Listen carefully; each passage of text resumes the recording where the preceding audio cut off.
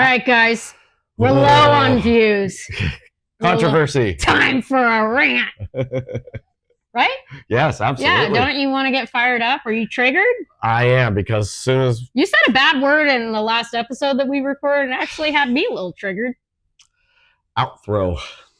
Okay, it's 2 words. Okay, so, if you've done any lesson seminars with me recently, probably haven't. But if you have, especially if you're in SoCal, I know a lot of the SoCal people have heard this little rant from me. And I get triggered when somebody says the elusive 2 bad words. Outthrow. Dun, dun, dun. Okay. So why do we both really hate this term so much? Why does it just eat our souls a little bit? Make us mad? I think because it shouldn't exist. There's no such thing in my mind. It's like talking about flat Earth. Oh my God. It You just love the drives flat Earth. me nuts. What are you talking about? People bringing crazy things Okay, up Jeff's like gonna that. bring in his flat Earth conspiracies to the podcast. 10 people just clicked. All 10 people that were listening just clicked off just because you wanted to talk about the flat Earth. They're like, oh gosh, what are we doing now? Next is the Loch Ness Monster. Okay, so outthrows. So here's what I don't like about it. Okay, I don't so much have a problem with the idea of outthrow. What is it? It's supposed to be. Well, okay, so let's define outthrow first before we get into this. Outthrow is usually what people describe as the throw that they use at the end of a sequence in their freestyle to get their dog out further away from them. So think like this, like a flip, a vault, a dog catch, and then outthrow. And the long throw gets the dog, the outthrow, quote unquote, gets the dog further away from them so they have time to pick up the disc. Actually, it's a really great strategy to pick up discs. That's really kind of like the core foundation of disc management. And so I think that the idea of outthrow is good in the strategy of disc management, but I don't like the term outthrow. And the reason why is that a lot of times when we refer to these as outthrows, there's not a lot of effort put into it. So when I look at a freestyle routine, especially a high level one, if you're really trying to bring a routine to the next level, you want to make every single piece, every single move that you do in that 1.5 to 2 minute time span, something special that you're showing off. You're showing off something about your dog, showing off something about you, or showing off something about how you guys work as a team together. And outthrow, to me, does not show anything.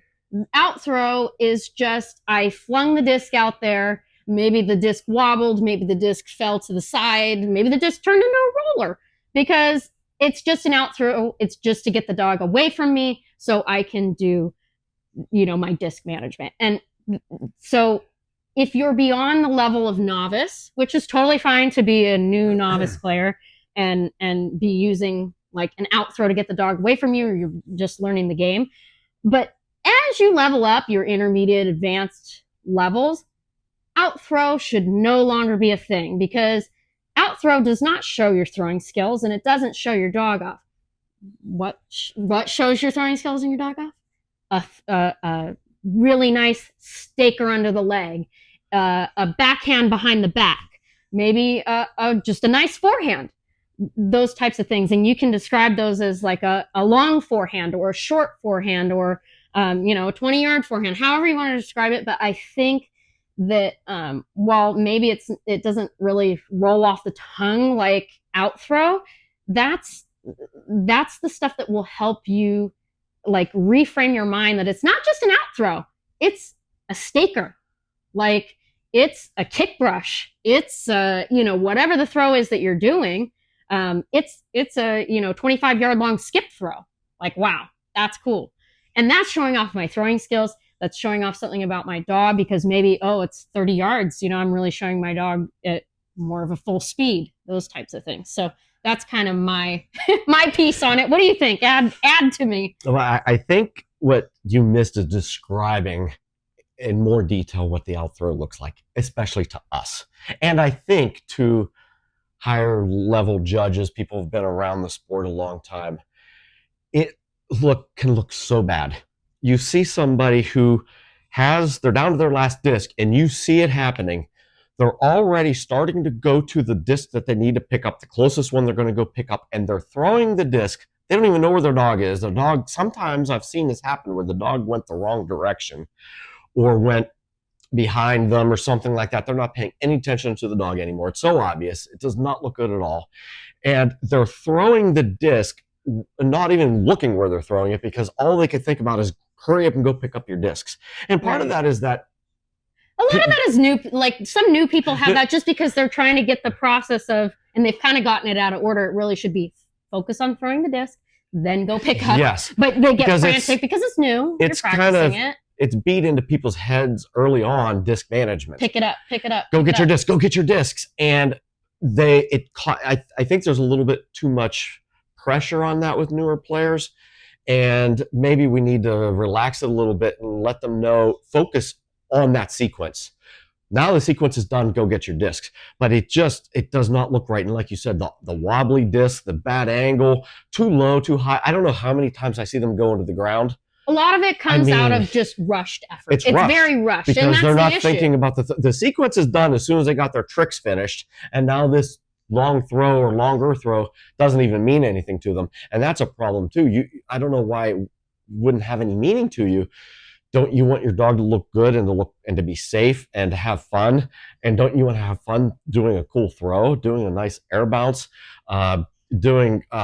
you could even do in your last 2 throws in a sequence. I'm actually doing this with Cheeky right now, one of my sequences. The last 2 throws include a short and a long, or a medium and long throw. So there's 2 longer throws that I've incorporated into it.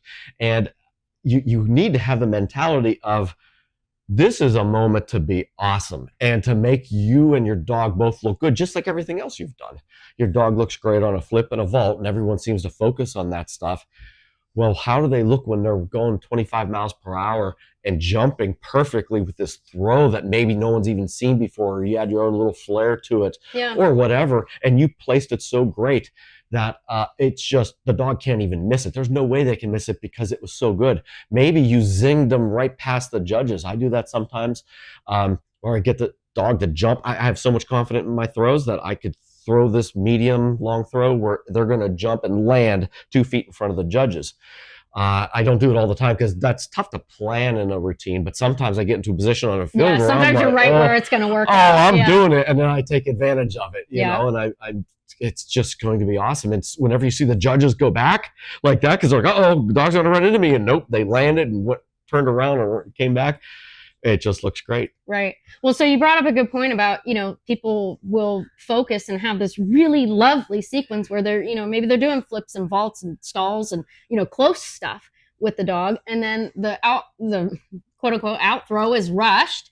And it kind of like brings the level of play down, because then you see, you're like, oh, they had an area of strengths here, but then that was a big weakness. So it starts to average out your level. So instead of getting an A, then you're really more at like a B, C level, because you're like, oh, I see that they can't play that style of the game. Yep. They can't play. And really, no matter your style, you're going to end up with closer stuff and longer stuff, right?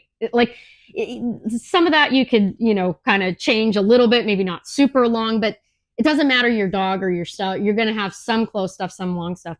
And so you want to be able to show that you can play both sides of that at similar levels. Right. And basically, just as you said, your sequence then is no longer great. So you got to realize that long throw is part of your sequence. It's the finish of the sequence. It's really the finale. So, another way to think about it is like, when you're doing a show or a performance or a demo, what do people cheer for the most? Your dog could do the coolest butterfly back vault, but if you stand in the corner and throw a long backhand and your dog runs and catches it, that's going to get more cheers than anything. So, that very simple, like, throw to catch, like just the simple playing at the park, you make a longer throw and your dog catches it. That's really the core of our sport. And if you're missing that piece in your freestyle, it's a little bit sad because it's like, oh my gosh, wow, if I'm judging, gosh, your dog did such cool close tricks, but I can't even give you the full score because I see that you're so weak in the other part of the game. And I think that term out throw really does not frame people's mind in a good way. So true. To make, make an effort into those throws. So I think that's the problem that we have with the term more than the actual words out throw. It's that frame of the mind that it's just an out throw. Oh, it's just to get the dog away from you. No, it's the finisher of your sequence. It's the finale of the sequence. It's that cherry on top. And even if you're at the low levels, I would want you to think, okay, after my sequence, I'm going to do a 10-yard backhand. And while that may not sound impressive to you, I think that reframe of the mind, it gets you thinking, what am I actually doing with that throw? Because if later on I'm practicing and I become more advanced, then, okay, yeah, I have the 10-yard backhand, but then I also have the 10-yard thumber.